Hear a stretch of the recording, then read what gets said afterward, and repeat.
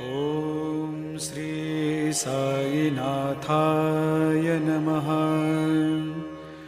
ॐ लक्ष्मीनारायणाय नमः। ॐ कृष्णराम शिवमारुत्यादिरूपाय नमः। ॐ शेषशायिने नमः। ॐ गोदावरी तटशिलधिवासिने नमः। ॐ भक्तहृदालयाय नमः। ॐ सर्वरनिलयाय नमः। ॐ भूतावासाय नमः।